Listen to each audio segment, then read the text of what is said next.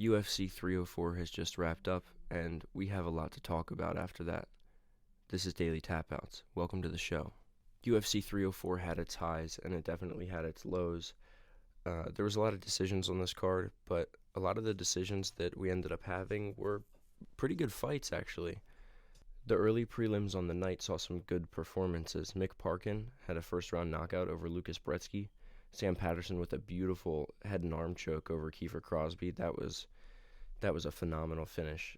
And Oban Elliott with a dominant decision over Preston Parsons. I'm a real big fan of Oban Elliott. I wonder what his ceiling is, because he looked really clean in that fight with Preston Parsons. He was able to defend takedowns and just really was able to establish his game plan throughout that whole fight. That was really impressive. All of the fights on the prelims went to a decision. Muhammad Makayev and Manel Kape, we need to just cut both of them. That was an absolutely pathetic performance from both men.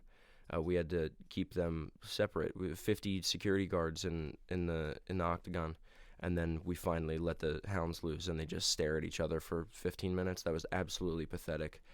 Cut Makayev, cut Manel Kape. That was terrible. Absolutely atrocious. Molly McCann closed as a 4-1 favorite, and she got absolutely dominated by Bruna Brazil.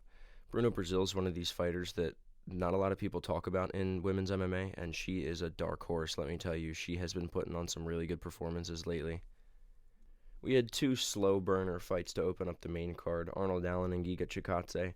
That was a fun fight. They traded some really heavy strikes back and forth, but it was ultimately a little slower paced than I thought it was going to be.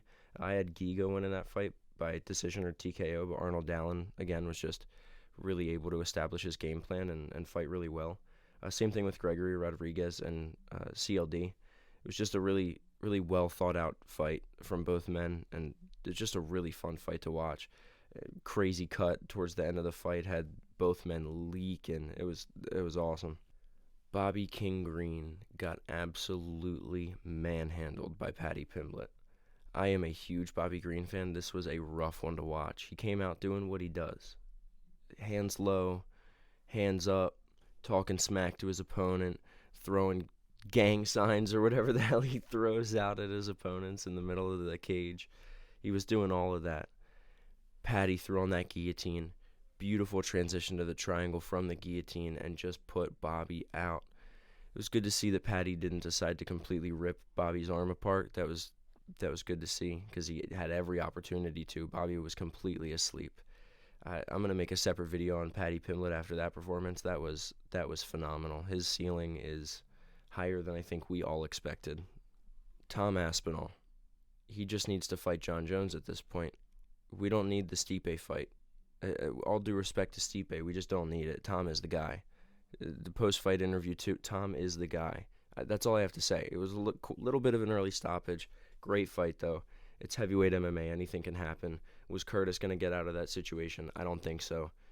Might have been prematurely stopped, but hey, Tom Aspinall is that guy at heavyweight. He is that guy. And fortunately, but unfortunately, the reality that many of us did not want to come true, Bilal Muhammad beat Leon Edwards by unanimous decision at 5-something in the morning in the UK. That was a good fight, but again, a rough run to watch. No offense to Bilal Muhammad, but that fighting style just is not exciting. I don't care how you shape it. He's not an exciting fighter. It's impressive what he's doing to these high-level athletes, but it's just not entertaining, and I don't know how else to put it. Nothing about him is entertaining. His smack talk's terrible. It's cringy.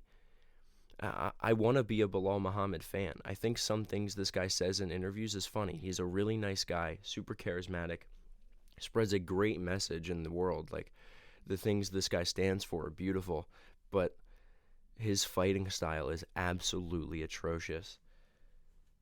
It's just not entertaining. I don't know where we go from here. We got to give him Shavkat just to get Bilal out of here, because what kind of championship reign is this going to be? Remember the decision? Remember the split decision? Like, what are we doing here? I don't know. All due respect to Bilal Muhammad, this is going to be a real interesting and lackluster championship reign. I say we give him Shavkat and get him out of here. Yeah, this has been Daily Tap Outs. Thanks for watching, guys. This is the UFC 304 recap. Have a good one.